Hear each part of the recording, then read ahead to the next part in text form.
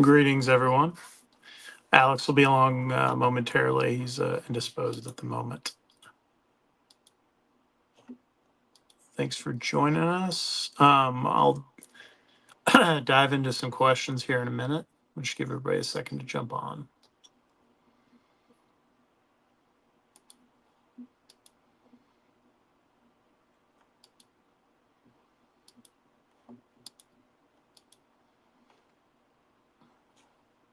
And also take a second to thank Section 103, who will be sponsoring the JOL TV stuff. I will give them a little love here.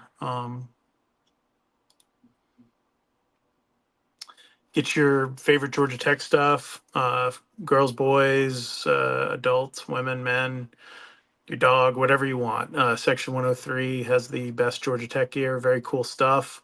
Very excited to be partnering with them. And as always, thank them for their support of JOL and of our video efforts and podcasts and all those things. And Section 103, very cool people and very cool stuff. And I enjoy how they've integrated all the former players and people around the tech campus into their stuff as well. It's a very natural alliance there. So very excited to have them on board.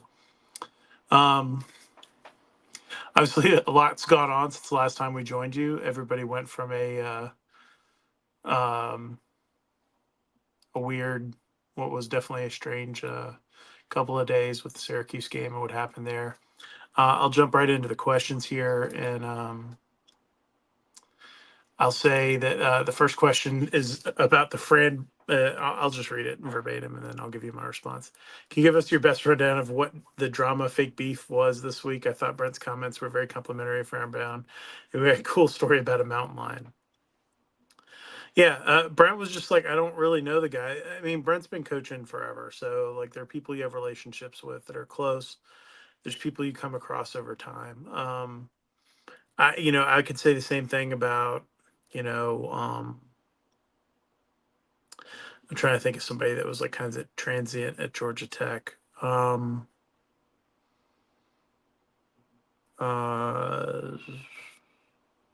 know. I mean, I knew Stacy Searles a million years ago when I covered Georgia, and then he almost got hired at Georgia Tech, and I ran into him again this summer. We recognized each other, but it wasn't like clicking, like, hey, this is my old friend, whatever.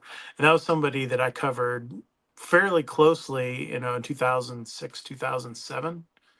So, um,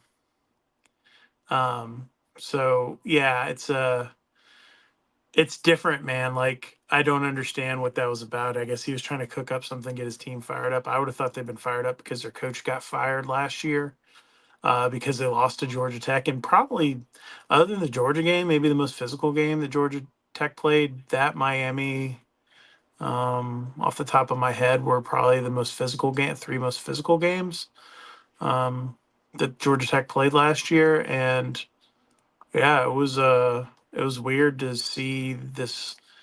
You'd have thought Brent said he was a piece of crap and like sucked and wasn't worth anything. Brent was a GA, which at that point was a gopher, and especially at a place like Western Carolina where that dude was probably doing like 50 jobs.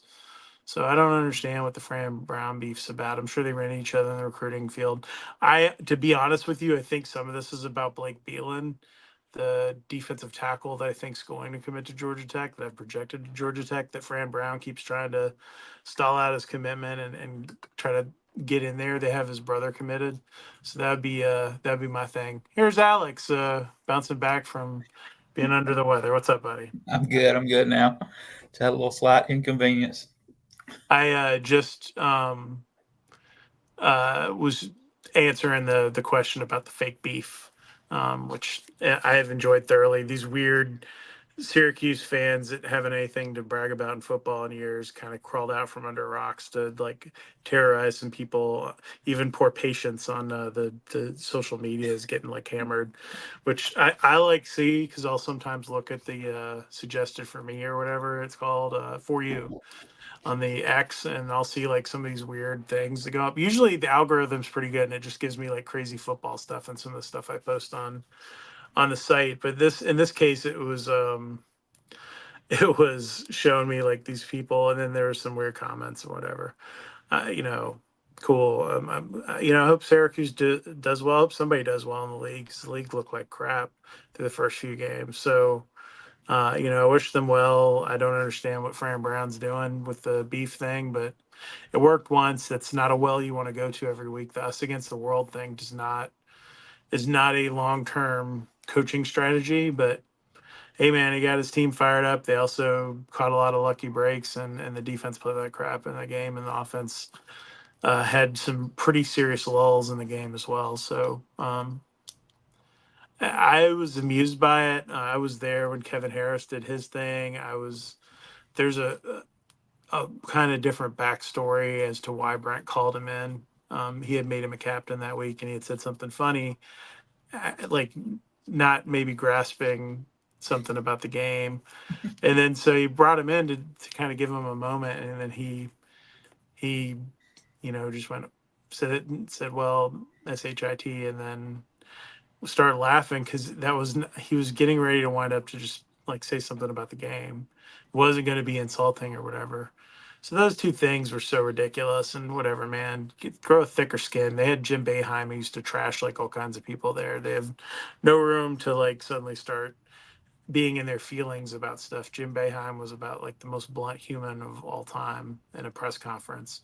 So I find it ironic that these Syracuse people are now so sensitive, that Fran Brown's emotions are so weak that he can be played by, you know, Brent just saying he didn't remember a guy who was a player on a team in a position he wasn't coaching, or didn't remember him well, or whatever it was. Like Brent was just, he was trying to play down that they had some big relationship, because they don't. Like it's not. This is not. If it was, Pete Golding is a friend of Brent Keyes, or like, um, you know, he's friendly with Lane Kiffin or a lot of other people. Like those are people that he has a relationship with, and like so it's weird to me to like have this thing. I just found the whole thing stupid, and maybe it helped them, maybe it didn't. I have no idea. Georgia Tech looked like they were still on the plane back in Atlanta sleeping, so that didn't help. I thought that he obviously played it up a good bit, but I don't. I think one of the things that he said he was like offended about was Brent Key was talking about the only thing this game comes down to is being physical, being tough, and I guess he took that as him saying that Georgia Tech's going to be tough and Syracuse is not going to be tough, and that's going to make a difference in the game. But that's not. I mean, that's completely I not what. didn't read it, like I didn't read that either, because like I said, this was the most physical game they played a year ago. That game was literally a boxing match. Like a full like 10 rounds of like boxing, and Q's played their butts off. No quarterback with the Quinn Allen kid and Villare or whatever his name was, the tight end playing quarterback, who was a high school quarterback. Like, and it was a close game. Georgia Tech I think won by 2. Um, it was not like they were not like marching out. They didn't go spank them. It wasn't like and they haven't really had a lot of blowout wins anyways, but it wasn't even like the Georgia State game or whatever the week before. It was a down to the wire like slugfest. So I didn't view it that way, and maybe that's what Fran got his feathers ruffled about. I actually thought about going over to his press conference, but I didn't feel like getting a bunch of grief from weirdo Syracuse people. And clear is not enough, because like with like Florida State or UCF or some of these other schools, if you get into some of these weird things, like my whole like social media would be shut down for like a week. It would just be these idiots like commenting on everything, and it wasn't that at all. It was like 2 people. So clearly they don't really care that much. So I hope that's the case. I don't think it's something to be worked up about. But whatever, if Syracuse has a good season, maybe they'll play again at some point. If not, then we'll see them the next time they're on the schedule. I don't remember if they're on the home schedule next year or what. I don't have that memorized anymore because it changes every year. We'll see. I don't either. There's one game at a time right now, Kelly. I'm focused on. You focus on the key debts. I'm focusing on BMI. I'm about to do my star comparison for this week. So Good luck with that. I wonder if you could even find profiles, and that's not a shot against VMI. Those are some, good for that man. Like that's that's a tough job, and those dudes, I give them a lot of credit for playing football there. But I'm pretty sure they played Berry College here in the last few years up here. So Syracuse comes to Atlanta next year. I was right about that. revenge game. Um, but yeah, so like I don't know, man. Like that's weird to me. I think that I mean, he got his team motivated. So if that's the way you want to do it, yeah, that's not how I'd want to coach, but I mean, yeah, like you said, it's not going to work like that a whole lot. That kind of stuff wears off after a while. So yeah, I don't know if you can get like if Tony Elliott or I don't know who they play. Actually, I haven't looked at their schedule. it's not what Georgia Tech's schedule is. I'll say No, that. it's not. They're not playing the upper echelon of the league by any stretch. Though Georgia Tech's schedule looks a lot easier after what happened this weekend to other teams in week one. Yeah, they get what's his name, Trent, whatever his name is, at Syracuse, and Narduzzi could say something stupid. Bill O'Brien ain't gonna say anything. The Cal coach, I don't know who that is now, was Justin Wilcox. I don't think he's the coach there anymore. And I'm showing I'm a little bit like out on some of these like teams that I don't like. The Stanford coach is the guy from San Jose State. I can tell you that. What's his name? Troy Taylor. That's his name. There you go. The Cal coach. It's still Justin Wilcox. Okay, so I was right there. I thought he took another job, but I guess he didn't. He's been there for quite a while. And they're competitive, especially given their impediments. The attacks on the Auburn Twitter have been hilarious by the Cal people this week. By the way, like holy smokes. Um, and yeah, so SMU certainly doesn't look like what they were. The whole league's like just kind of in this weird flux, and this is part of the thing when you get. Um, this is a weird thing when you get this like newfangled schedule and you have the portal being such a huge thing that you get all these weird games and like you don't understand what the teams are and there's so much change year to year and there's no consistency game to game. That's the biggest thing I think I learned. I watched Alabama beat the tar out of Western Kentucky. And then just be in an absolute dogfight with South Florida. And had South Florida's quarterback, Byron Brown, played like he kind of normally did and threw the ball a little better instead of turning into, James Graham or something, I think that they Ricochet might have shot. won that game or at least had a shot to win it. Like it was a one score game in the fourth quarter with them at like the 4 and they couldn't punch it in. And then it kind of just slipped away. They ran out of gas. So the games were all weird that I watched. Arkansas taking Oklahoma State to the edge. That NC State game it reminded me of like a Jeff Collins game. It was like they're driving in to go tie the game before halftime. They throw a pick six at like from their own, like from the Tennessee 20 or something, like an 80-yard pick six. And then the next thing you look up and they haven't scored again the rest of the game and they lose like 51-10 or whatever it was. Like it was a weird week of college football. And I think the thing that's become most interesting in all of this is pretty much everybody can beat everybody any week. Like there's not a lot of, yes, you're going to have, if you play VMI, you need to beat VMI 10 times out of 10. But like the, even playing at Georgia State put a scare into Georgia Tech for a half. Like, and, maybe a little bit even past that into the third quarter. There's just not like and then what happened to Notre Dame. Like, I don't understand Notre Dame can't just line up and run down the middle with all the talent they have and beat Northern Illinois. Like that's shocking to me. Like, and I listened to that game on the radio, but it's yeah, as someone said in the chat, there's a lot of parity right now, and it's good for college football in a way, but it will expose sort of the biases in the different conferences and all that stuff. I think as we go along too. Um, and so if you're Ole Miss and you're just stomping nobodies, and you're going to end up getting really highly ranked and probably staying ranked even if you lose some of your other games in the season. So that's the trick in all of this. That's the magical part. Georgia Tech could lose to Syracuse and then be in a big struggle. I don't know.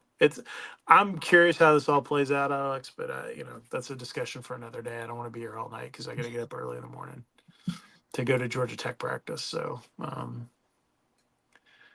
I just find this whole thing's interesting to me. Yeah, I mean, I don't know. I don't know who's good. I mean, obviously the top teams. Well, I The think Georgia, Georgia's good. I yeah, thought Georgia's Texas good. looks really good. Um, But after that, like you said, like it's gonna Man, like be. Oregon's been in a struggle, man, to like win their first two games. Like, I stayed up until whatever 1:30 in the morning and watched the end of that game, and Boise State had every chance in the world to win the game. So yeah, Oregon's offense looks really pretty bad right now. So I don't know. There's going to be a whole lot of teams around that 6 to 12, in the playoffs. Like I guess that's what they wanted to when this came about, to have so many teams in the mix, and looks like they're going to get that this year with a bunch of I don't know, above average teams that aren't elite. So yeah, I think it'll be maybe that was the whole interesting. idea. Well, do you want to dive into the questions? I hit the Yep. first one. Well, we got the first question about the poor tackling. Is is the poor tackling a personnel problem, a technique problem, or a coaching problem? Seems like we've been terrible at tackling for the last decade. I mean, if I watch lots of other games where other teams suck at it too. Like, it's not unique to Georgia Tech. A lot of it has to do with the way things are coached now, what's legal, what's not. Like the stuff that I was taught to do is like mostly illegal now in college football, and like the stuff that you like learned in like pee wee football and not even like high school like is outlawed. So they used to be told to run through people's like numbers and stuff, and like if you do that you're gonna end up with like a targeting, like all of those things that and I understand the reasons for it, the safety ideas behind all of that and everything, but I think that's a large part of it. Some of it's want to, some of it is guys being fatigued in games. Some of it is just physical superiority. Sometimes a dude will give you a good move, a stiff arm or whatever, and if you don't have your balance just right, you're going to get thrown off of him, or you can't hang on, or your teammates don't rally to the ball. I think we saw that on the last play, the last real play of the game in the Syracuse game where LaQuinn Allen scored it out of there and broke a couple tackles. Like, if you rally the ball a little quicker, maybe you still get him for a loss or no gain or a yard or whatever. But there was nobody else really near him. Once he broke those tackles, he was off to the races. So, um,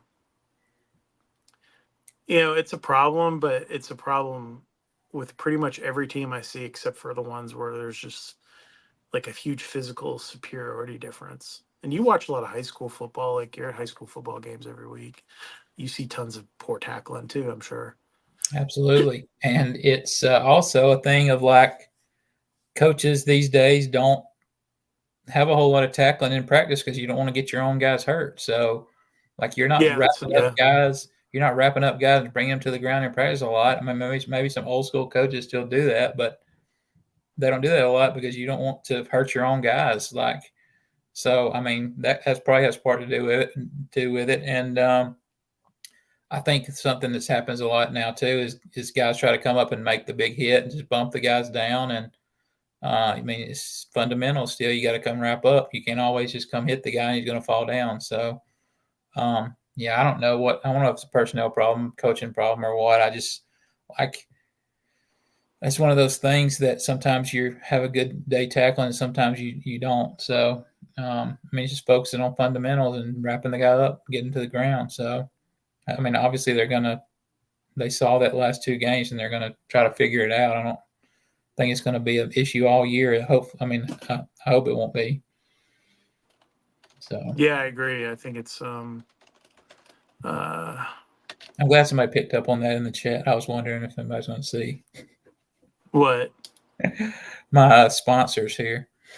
Oh, you're doing the like you're at the podium at Georgia I Tech. love yellow Powerade, by the way. I like that's my favorite. So for that to be Georgia Tech's presser, stand up there, I think it fits well. USF has green Powerade, which I'd never see anywhere, Not because they're good. green or whatever, and it's like really good. I'm trying to remember what the flavor is, but I like know they used to have green squall. Is that I was think it's like a berry or something.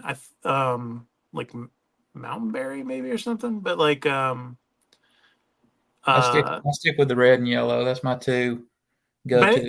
it's not green apple, which is the Gatorade. My kids like that green apple. My wife, because it comes in one of those packs we get from like Sam's Club. But yeah, they have this green Powerade, and like it was funny. I was at a camp this summer, and like it was a mega camp, so there's all these coaches from other places, and they're all like, "Man, this is like the Ole Miss coach are like, man, this green Powerade's really hitting." And like you're just talking about, which is kind of funny to see that. So yeah, it is interesting. Georgia Tech has yellow and blue Powerade. Uh, I'm more of a Gatorade dude. That's like the only Uh, non-Coke product thing that I like. I love my Coke Zero and a lot of Coke stuff, but not. Then we're not sponsored by any of this stuff, but I don't you know. prefer Gatorade for my Gatorade. I my don't know, stuff. man. Gatorade.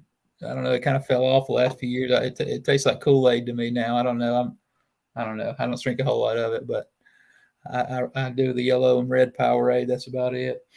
But that got us off track. But Here's a good question for you. Does VMI have any big?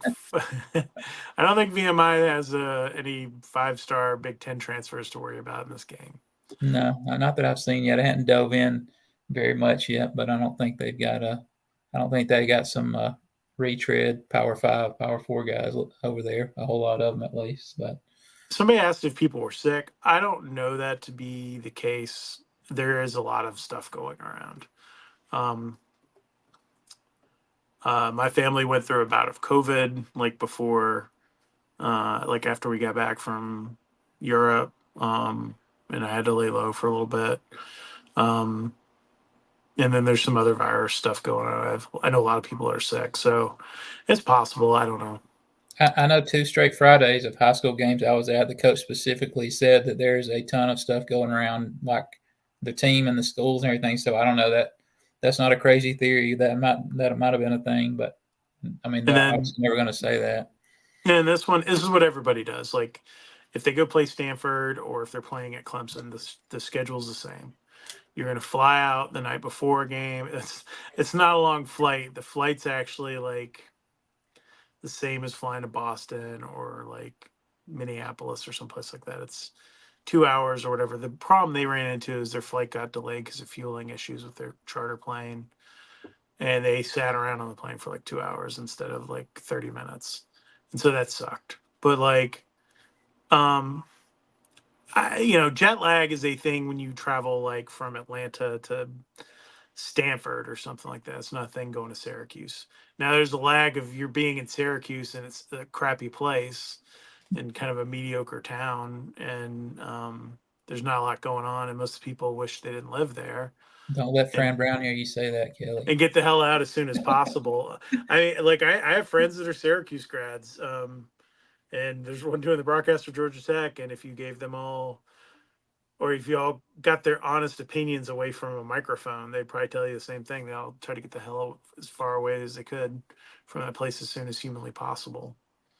Um, and I like that kind of weather. Like I like my family's from Western Massachusetts, or a lot of them live there, and I enjoy like low sky and snow and all that stuff. But it can be a little depressing. I was a little bummed out on the second day there. Like the day of the game, the weather was it was pouring out rain. It was like 60 degrees and it was just dreary as crap. And then you're in Syracuse, which is certainly not Miami or Atlanta or Chapel Hill or Durham or any of the other places I typically go. probably the crappiest. That and Pittsburgh are the two crappiest like towns. Pittsburgh has a lot more going on because it's a much bigger city though, and there's a lot more like cultural stuff going on than Syracuse. No offense, Syracuse people. Like I've been there 5 times now or something, and each time it's just very meh.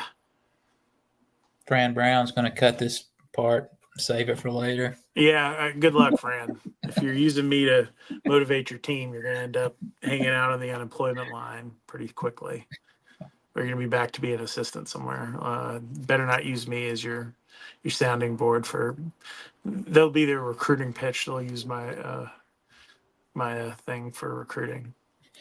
I mean, Fran worked at Temple. Like he knows what it's like to recruit tough places. Like that's a tough job too, man. Temple's in like a very bad neighborhood, in a very rough part of Philadelphia. So the guy's a good recruiter. Good luck to him. Like we'll see how it goes. It's been a real slog for everybody at Syracuse since the Rust Belt started to slow down, which was 30 years ago, 35 years ago. Yeah. Here's a question about Santucci. Why did Santucci continue to only rush 3 when he didn't get any pressure on McCord? I think there were some questions lower in there about Santucci being more like a pressure type coordinator and like Normally is. They brought pressure. I watched them bring pressure and it gets swallowed up. They brought 5, they brought 6 a couple times, and McCord gets the ball out too fast. That's a double-edged sword. When you bring that pressure, you open yourself up to quick passing. It just seemed like they were a step ahead of him for whatever reason in that game. They had trouble getting lined up pre-snap a few different times. It just was not a great.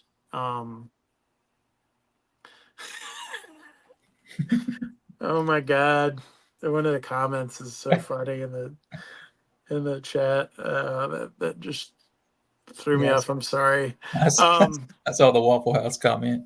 Yeah, that's what I'm saying. That's the one that got me. Good work, Caleb. Um, Caleb said, "I hear the worst part about Temple is the distance to a Waffle House."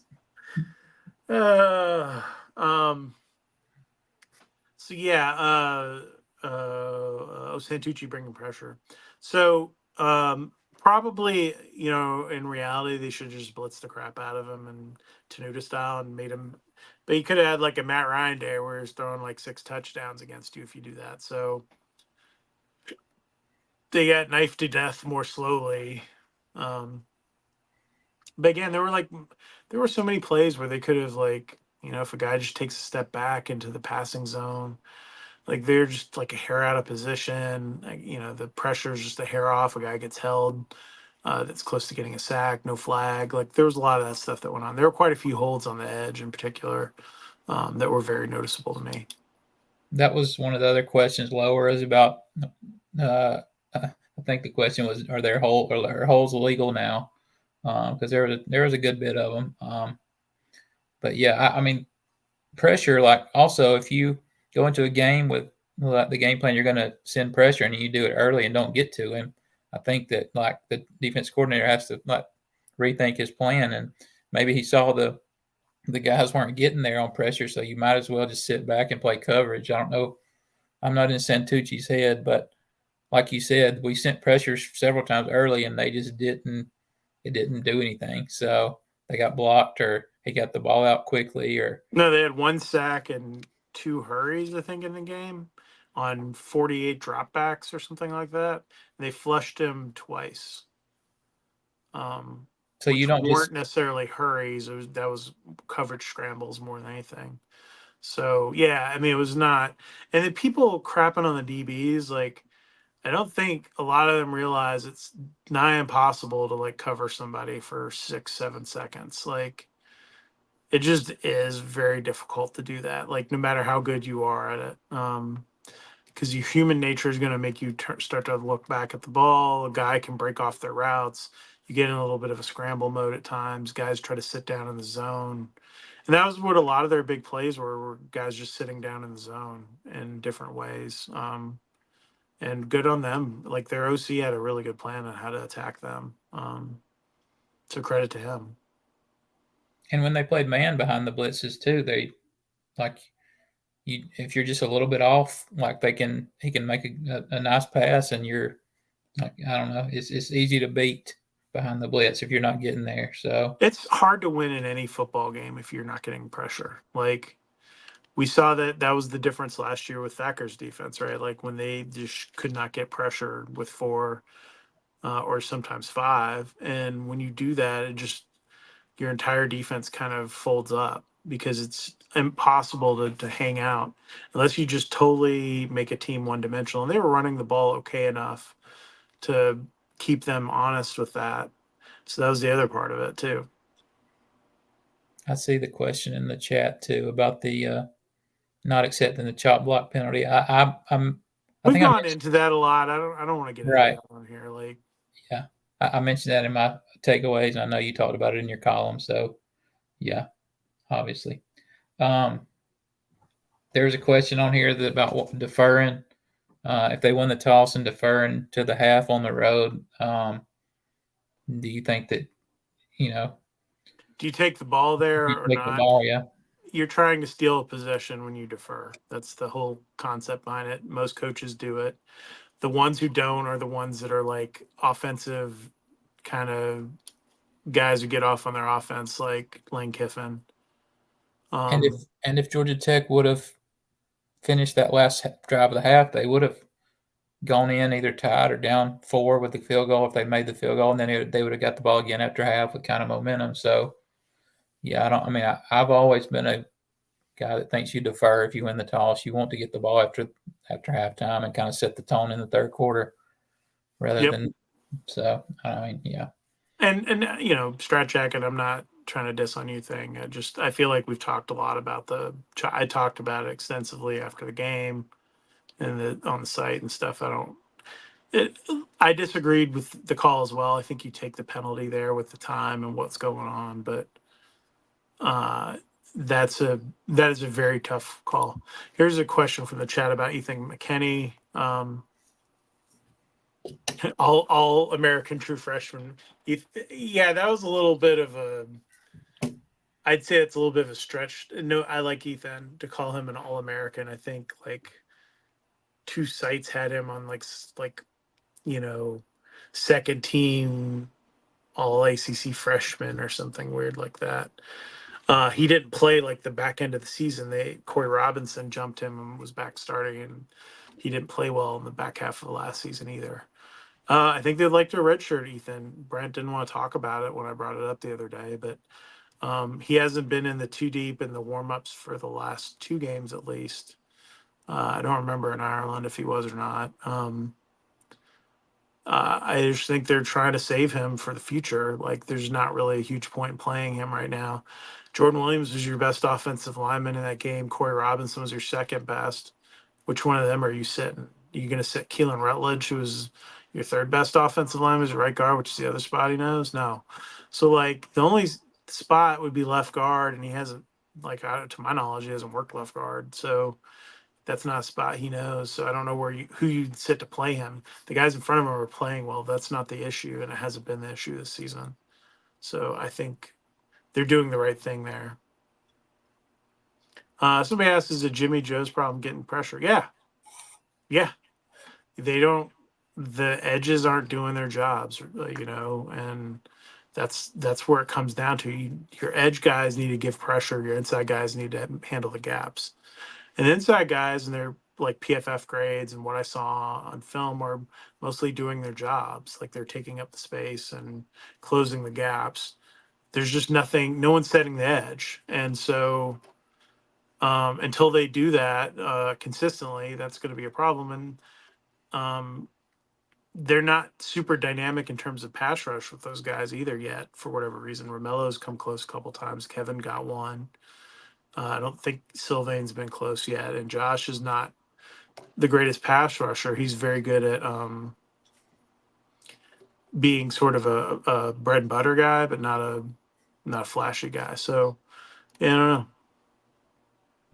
that's kind of one of the disappointing parts of the defense to me is I had high hopes for those guys coming into Because the he year. played with Romello Height in NCAA football, and they made him like he Oh was yeah, freaking Derek Thomas or something, circa yeah. like 1992. Like, I won the Heisman with him on my first year. So, yeah, exactly. Like they made that guy too good. They made EJ Lightsey too good. They overvalued like every transfer on every team. It looks like every transfer guy is like way better than they should be or have any business being. This is that that new is great mentality that I think a lot of people suffer from.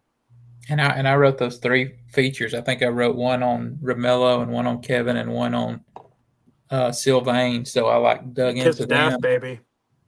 Yeah, I kind of dug into them, and I kind of really. I mean, it's still early in the season, so they got a lot of time to turn it around. I mean, they've got to the pass. If the pass race don't improve, it's going to be a lot like Saturday. But I mean, I don't know. So Syracuse also has some of the bigger linemen. They're not playing Boston College. For whatever reason, in all my time covering Georgia Tech, the Syracuse size guys, look, not the year that Paul just filleted them and Bobby Dodd on with Scott Schaefer, where he had this ultimate plan, and then Paul said it was literally the dumbest plan that he'd ever seen against the option in all his years as a head coach. They beat them like 56-3 or whatever it was.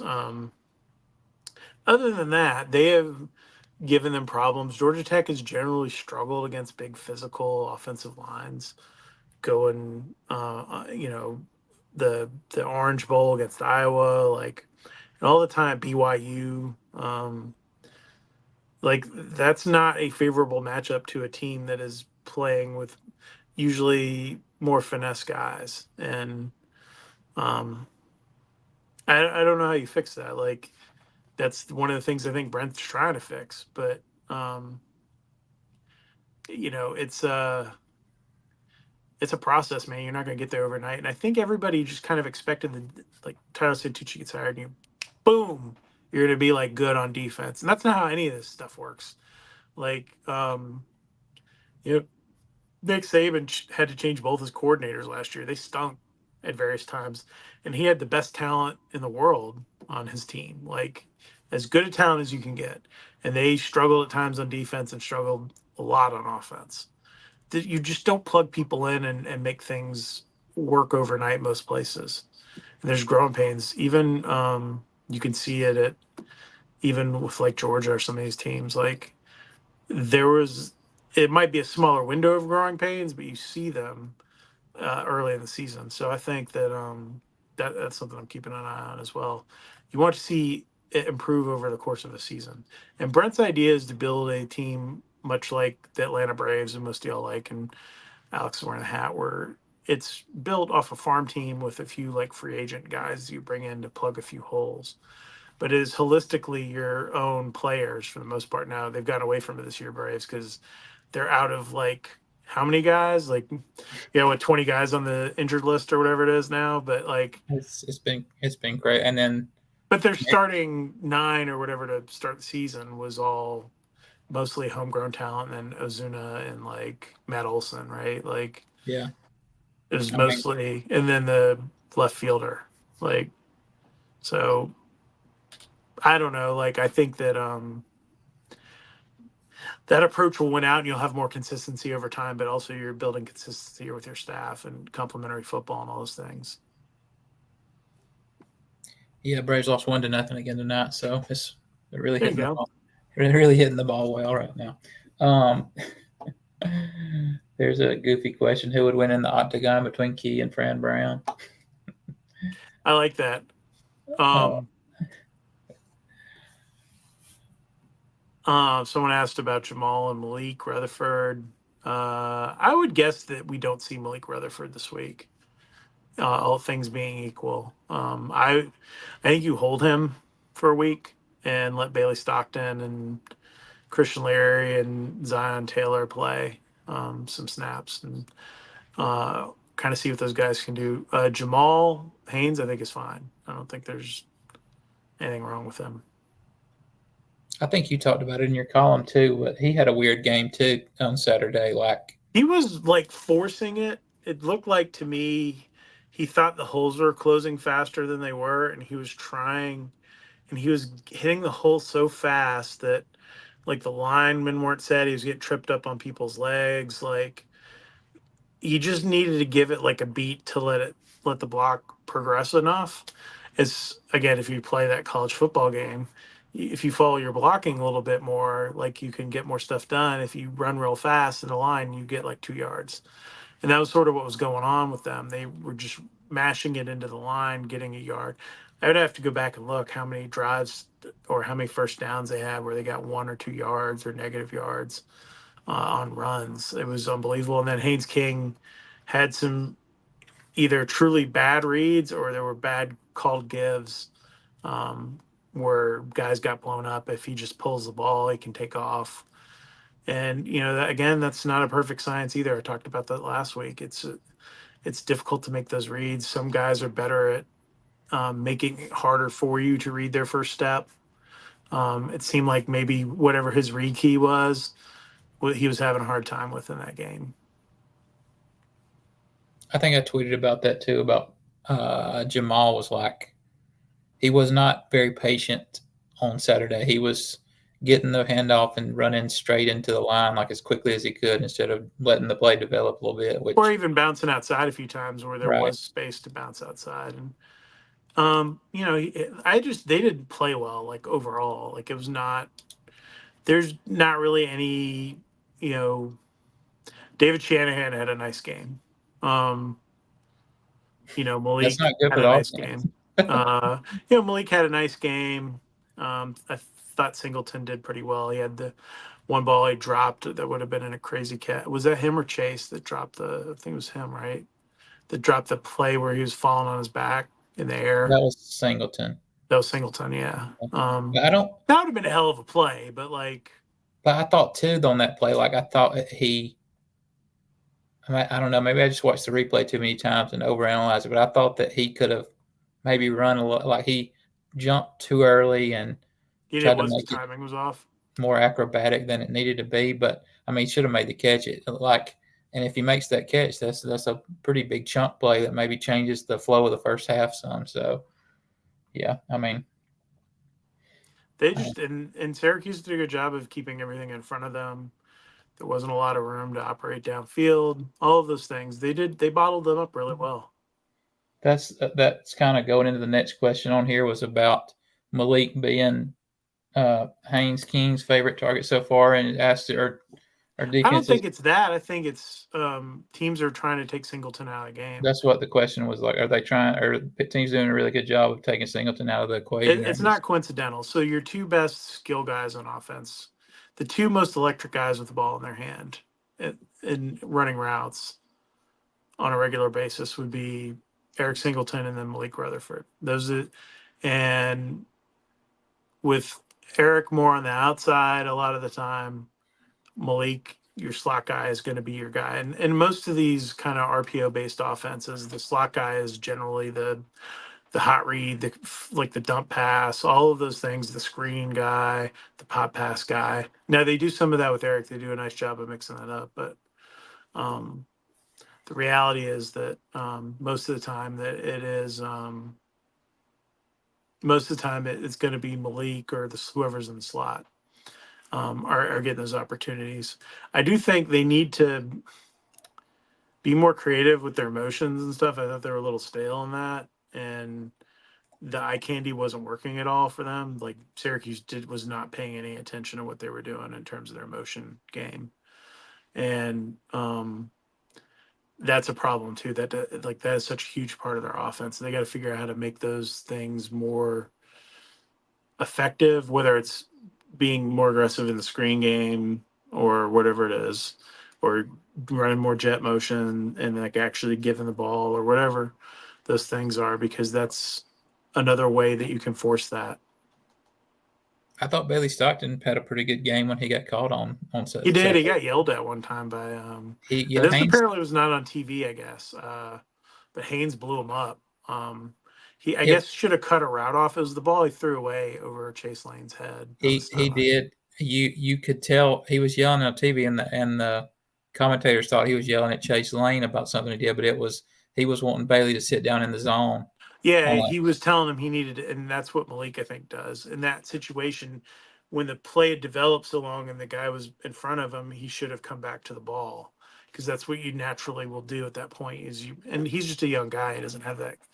He hasn't played all those snaps that Malik played last year in offense. So I think that's where he probably missed that, and Haynes jumped on him pretty good. Yeah, it was on TV. You could read his lips. He said a 4-letter word. Seemed like he did not say pleasant words there. No, He he was pretty was. fired up. But Stockton came back later on and made a really tough catch over the middle. So, yep. There's a question on here. What do we have to do to force more turnovers on defense? I think pressure the quarterback's one of the biggest things you have to do. So, yeah. I mean that's the biggest thing. You got to pressure the quarterback. Like if you get the quarterback, you can get a strip sack, or you force him to make a throw that he doesn't want to make, and that's a big part of it. Forcing turnovers, and so I don't know. Hold on 1 second. I'm looking up something. Go ahead and ask the next question. Well, there's the next question. It's 4 questions in one. It said, what's stopping the offense from getting the downfield passing game on track? I think they're running a lot of the short game and screen game. Is one thing. So I don't really know, but it asked about what's causing the holes in the zone defense. Like you said, not getting pressure on the quarterback. The guys can't cover in the back end forever. So, yeah, what can be done at linebacker? We've got. I mean, they got who they got. Like I Yeah. was concerned about that going into the season. Like you have what you have. You know what Kyle Eifert is. You know what Trent Tatum is at this point. Tajay, you don't know yet. Jackson Hamilton's a guy who just hasn't played a lot. I thought he played pretty well in the game, actually. He did. He had a pick that could have gotten us a turnover, but he didn't hold on to it. Yeah, that would have been a tough play though. They forced 2 punts. One got blocked, and the other one was punted. How about that block punt though? Like, Montre Bradford, the true freshman, getting it done. but it's like I don't know. I always expect the worst things, but like when you block a punt like that, and you expect it to go backwards or like straight down, and you can recover it, and like No, it went like 10 yards forward or yeah, something. and so it. I mean, they got the ball on the other side of the 50, like so it didn't. I mean, it would have been the equivalent of having a bad punt. Like it's great to block the punt, but I don't know. It's like Yeah, you wanted a little more out of that, like, we just got the bad or to bounce. get a scoop and score or whatever, and it didn't happen. This is an interesting thing. King was told all season he was good, but turned the ball over too much, which is true. Now he's scared to throw it. It seems. I don't think he's scared to throw it at all. I thought he threw it too much. There was the play, I think it was the first drive in the third quarter. They needed to score a touchdown. They needed to move the ball, and they held Chase Lane, and he threw the ball at him to see if they would throw the flag, and they didn't. And it stalled that drive out. And he had 15 yards if he just tucks the ball and runs, because they're running the mesh concept. There was no one deep behind that. The like safety or whatever was like 10 yards deep, way past the sticks. He just needed to take off, and that's the one thing that Haynes does that bothers me a little bit, is that he needs to be more aware of the down and distance situations and when to just be like, screw it, I'm going to take off. And and he could have run out of bounds too. He didn't need to take a hit there. There was a clear path to run down the sideline and go out of bounds. He had Chase as a blocker on the mesh guy, so it was the one guy he had to beat basically, and then they would have had guys chasing him from the middle of the field. So he had a nice angle. He was rolled out on his right and just threw the ball. And yeah, the guy was held, but they weren't calling anything in the game. So at that point, you needed to get points there. So I think that was a real turning point in the game too. Was just that series where they go 3-and-out or 6-and-out, I don't remember what it was, but like they don't drive the ball and don't score after they miss the field goal.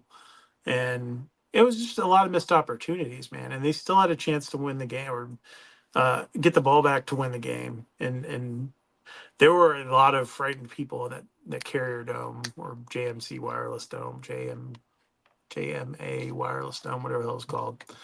Um, as I joked on Twitter, there were a lot of puckered people sitting quite puckered upright in the final minutes of that game as Georgia Tech recovered the onside kick.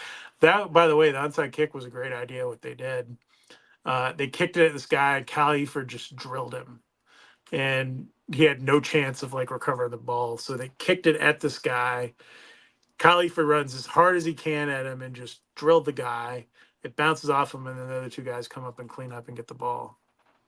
That So was not well played by Syracuse because they had no reason to come up before the 10 yards, and they did. And yeah, that was the thing. The ball barely went far enough. It only went 7 or 8 yards, but because the guy hit him, which is what you wanted to do there, it was. And like, to be honest, a lot of those, man, you could just stand back and let the ball bounce and it'll go out of bounds. Like, that's the other thing. Like, people don't realize half the time. There's usually not enough spin on the ball to get it to stop. What else we got, Alex?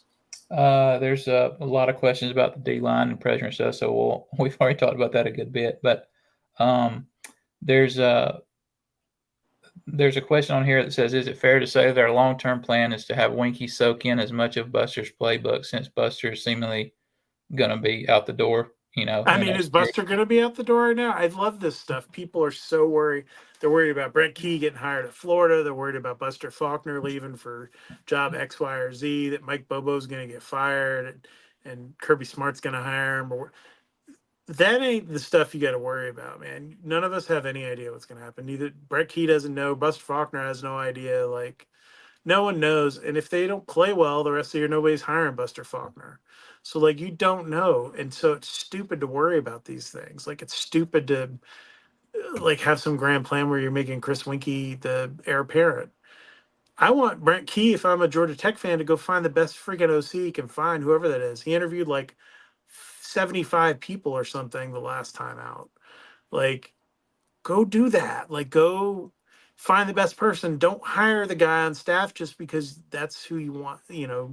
Don't go hire Tashard Choice, who's never been an offensive coordinator. Like, there's a lot of crazy like fan talk on these things. It drives me crazy. Like, use your brain. Like, if you're running a business, are you gonna go hire your cousin, or are you gonna go hire like the best person for the job?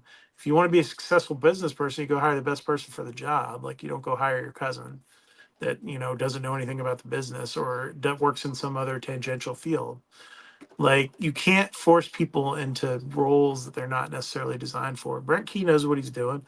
Maybe it will be Chris Winkie when Buster eventually leaves. Maybe it won't. Maybe Buster Faulkner will be the offensive coordinator at Georgia Tech for 10 years. None of us have a clue right now. So I think it's stupid to worry about it. Like, it is like, people worrying about getting in the damn playoffs after they got ranked for the first time. Again, stupidity. Worry about Syracuse. And clearly it didn't enough because they lost the game. So, like, focus on what's going to win you football games. Like, don't focus on worry about today and not tomorrow. It's the biggest thing Brent Key talks about that I agree with him on all the time. If you focus on tomorrow and you're not focused on today and what you need to do, you are constantly setting yourself up for failure is in life, whatever it is. Brent Key to Florida? I hadn't heard that one. Is that been Oh, that going was a on? hot thing on the board after the heat came up on Billy Napier after week 1. Yeah, they were, oh, Brent Key's going to go to Florida, or he's going to go to this job, and it's like, no one knows what anyone's going to do.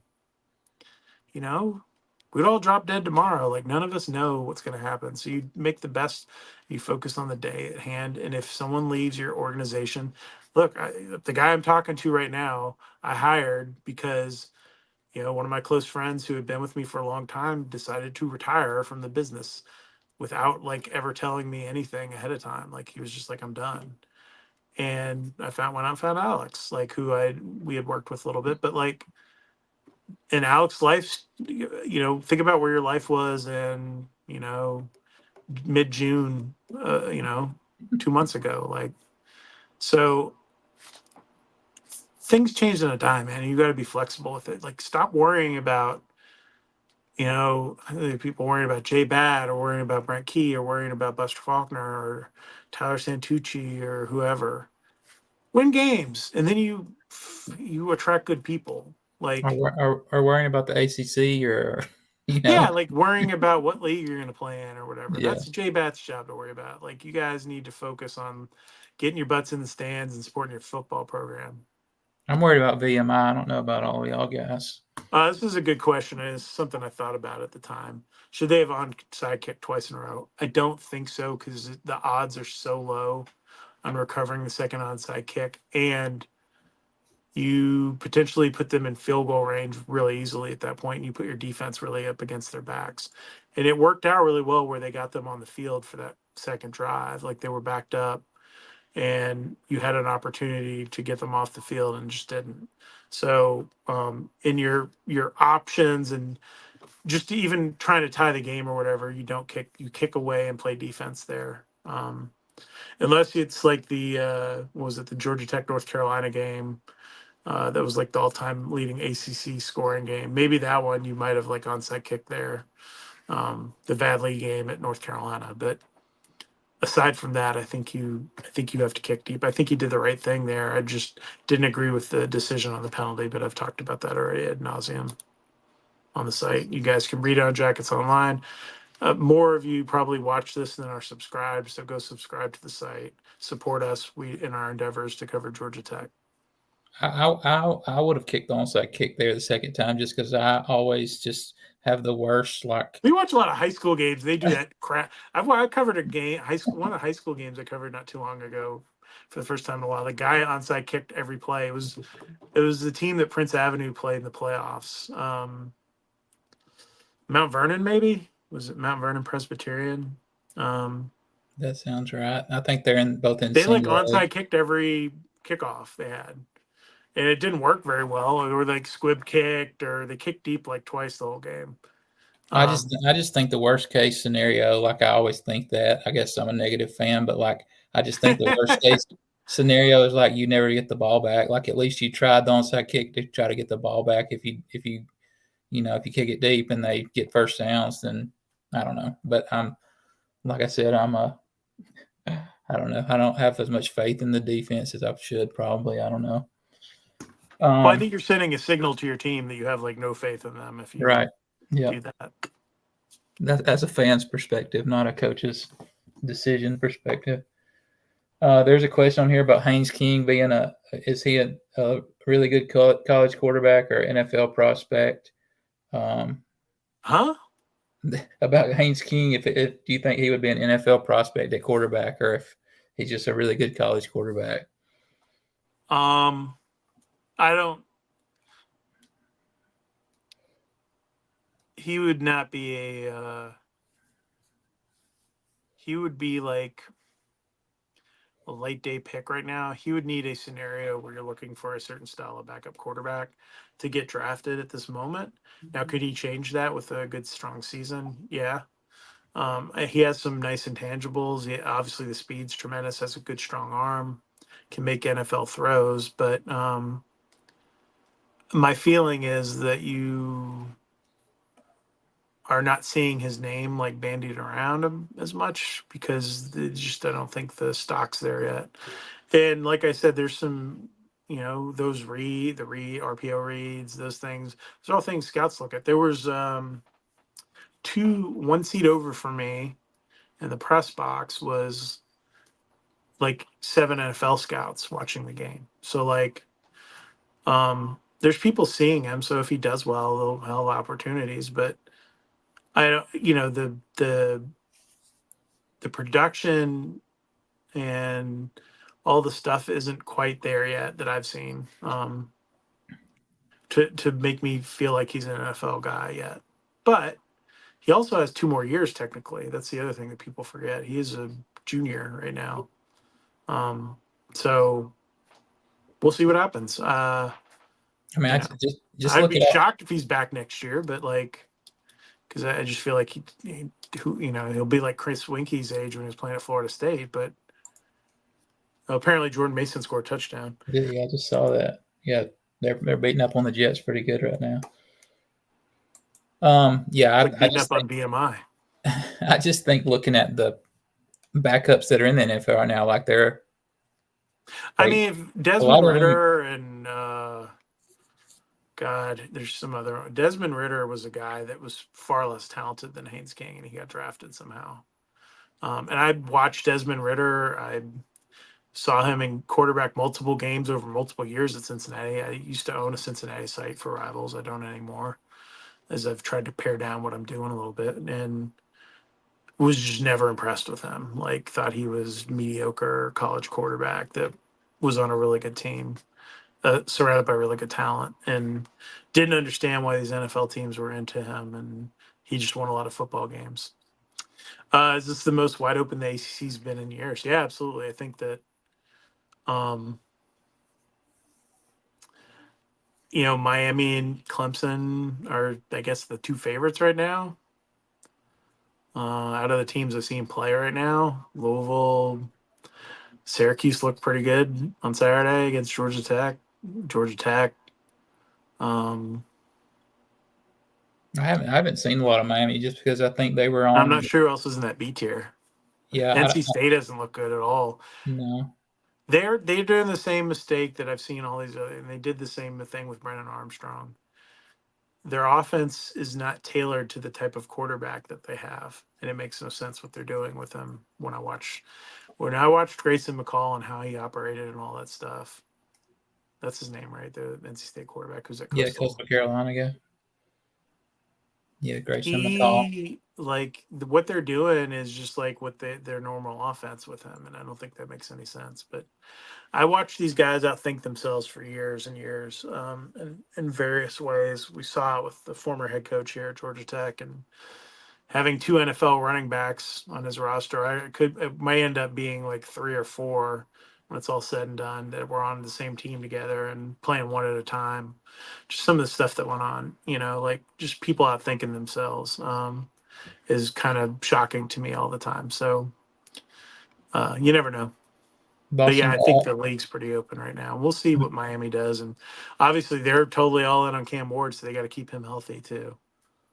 Yeah, no, we didn't mention Boston College, but they got the. I mean, they got the win I over Yeah, Florida so State. I'll be curious to see. I mean, I'm worried if I'm Bill O'Brien. My concern is, can that kid hold up that Castellanos to a year getting pounded like that every week? Though Florida State did do a lot of pounding on him. Uh, No, they got about as much pass rush as Georgia Tech's gotten over the last couple of weeks. So, um, there's a question on here about how are you feeling about the offense overall? What are you thinking about Louisville, Duke, UNC, and NC State? I'll answer that. We're not worried about those guys right now. We're worried about VMI on Saturday. That's all we're worried about. We'll worry about the rest of them later.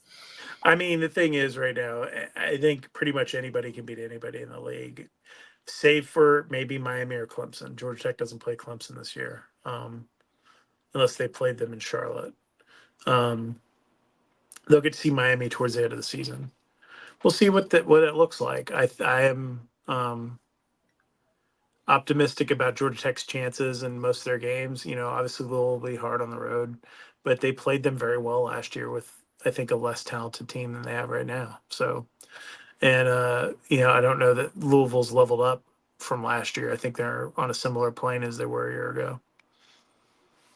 I just like after all the frustration of the loss left me, and I got back to thinking clearly on Saturday and Sunday. I just like the more I think about like that loss, I think long term it's actually going to be good for Georgia Tech because I think we talked about it like, or maybe you told me like that was kind of a game where Georgia Tech went into it thinking that they've kind of arrived, or we're back going in the right direction, and they kind of went into that game thinking, yeah, we're better than Syracuse. We're just that might have played into the emotion of it a little bit. But nobody's like, that's the thing, and that's what I would tell all these kids, man. Nobody's better than anybody else right now. Like, it's game two, for most teams. It was game three for Georgia Tech.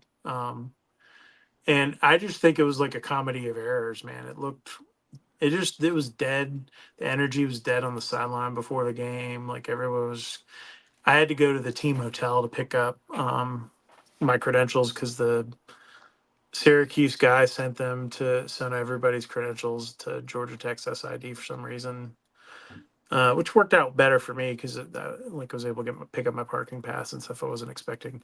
But like it just like there was no juice on the field, there was no energy from anybody. Even like it just looked like everybody just was like kind of wanting to just go home, and they played like it. Um, and Syracuse people will run around and be like, "Yeah, we did this and did that." And Georgia Tech did the same thing when they beat Florida State, but um, I don't. I mean, I think it takes 4, 5, 6 games before you really know who anyone is, and it took that long last year to kind of figure out what Georgia Tech was. It took them that long to figure out the offense, and this is what we're going to do, and all this stuff for Georgia Tech. So I expect that this year's similar. I saw the same thing at Alabama and lots of other teams. And some places are in plug and play mode. If you're Georgia or Texas, maybe. But again, those are teams that have a lot of consistency in terms of staff and also schemes and their quarterbacks. And that's where I thought Georgia Tech would have an edge in this game. And Haynes King didn't give them any edge in this. He did in the Florida State game, and he did in the Georgia State game. He didn't make enough plays to win the game for them. And that's ultimately what he has to do as an alpha. If you want to be an alpha college quarterback, we talked a lot about Joe Hamilton today, and my thoughts are with him after he got let go from 680 and Georgia Tech broadcasts as a friend. But like, and I'm not going to get into this on YouTube, but Joe's an alpha guy, and he went out and figured out ways to win games. Justin Thomas was like that, and you've got to do that if you want to be. And it was the thing that made Haynes a successful high school quarterback. He went out and won games. He's got to figure out how to find that within himself. You can see it. You saw it in the Miami game. He has shown the capability of doing that. He got them back going down the field. He's got to help them through those leaner moments so they're not in that situation so much where they're having to make up ground in the fourth quarter, though. And I think this is a game early enough in the season where Key and the staff can clearly show the team, like, you come out with no energy, you come out like not focused, then this is what's going to happen. Like, so we've got to learn from this and figure out, how to be ready, every single game, because like we said, the ACC's kind of up in the air, so you've got a chance to do some things in the ACC. So Man, this guy asked me to rank the ACC quarterbacks. Oh my god, I have no idea at this point. Like I haven't watched enough of everybody playing. Is the Cal quarterback even back? Going to be back this week? He got injured at the end of the Auburn game. Yeah, I couldn't even tell you all of everyone's starters right now, and I think there are a couple teams still figuring out, like Wake, who've looked terrible. So what else about Leo Blackburn and King having no chemistry? I think that's what it is. He has a lot of chemistry with Chase, and Chase is playing ahead of him, and Leo's still. Yeah, people remember, man. Leo's missed a lot of time. He's missed the better part of 3 years, off and on, and played through injuries and all kinds of stuff. And we'll see what happens, but um, I don't know. It'll be interesting to see what happens there. I feel like we're hitting the end of this, buddy. Don't you? yeah, we're getting down toward the bottom. There's a whole lot of repeat questions about the defense and stuff, and um, yeah, I hadn't watched. I wasn't very motivated to watch the games on Saturday after the Georgia Tech game, so I didn't see enough to talk about ranking quarterback in the ACC and stuff like that either. So I don't know. Yeah, I mean, I don't know. We'll see. I would rank DJ. Uh, DJU. he's probably lower on the list, I would say. But other than that, I I don't mean, know. Cam Ward looked really good in their first game. I didn't watch. I think they played like a cream puff Saturday. Um, I tell you what, though, Florida State's got Memphis on Saturday. If they start 0-3, it's going to be it's something. might be more than Billy Napier on the hot seat Yeah. in the state of Florida. Yeah. Apparently, Aaron Rodgers just threw his first NFL interception, so we're timing it. When I got to retweet JP Mason's touchdown, so that makes I me had happy. Christian McCaffrey starting on my team, on my fantasy team tonight, and I was Do you covering not know some. the new? You should be following my tweets, man. I tweeted about it. I'm I, signing I up was. for you to sub him out. Well, I didn't have anybody. There wasn't anybody left on the waiver wire like that. There was no JP Mason on the waiver wire. No, somebody had him, and uh, so I think the only thing I could have done was like, and everybody, all my other players had played, so all I had was like I could have dropped Christian McCaffrey and like picked up Kyle Jusick, the fullback, or something. I think it might as well move on to the next week. But Sorry, I was just looking at something. Somebody posted it was kind of interesting to me. Yeah, thanks everybody for joining. Like I said, I got to get up early tomorrow, so I didn't want this to turn into 90 minutes of this, and I still got to do the mailbag. So I'm sure we will tackle some of this stuff on here. If you don't subscribe, hit comment, like our thing, subscribe to our YouTube channel. It helps us out. We'd like to keep building this up and keep building the best Georgia Tech news site in the world and universe, I guess would be the better way of putting it, unless there's a parallel universe where there's somebody better than us working on it, which is very possible, I guess, in the scheme of things. If you're a nerd and you follow like the Marvel universe or something. But yeah, I don't know. Clearly, I'm a little delirious. I got home at 1 a.m. last night from my trip back at Syracuse. So appreciate everybody for joining us. Thanks, Alex. Feel better, bud, and yeah, I'm good. down drink that Powerade, and Get hydrated. get yourself hydrated. And thanks everybody, and we'll see you probably Sunday night, maybe before then if there's something interesting going on. Hopefully there's not, because it usually means bad news. But appreciate everybody, and thanks for joining us.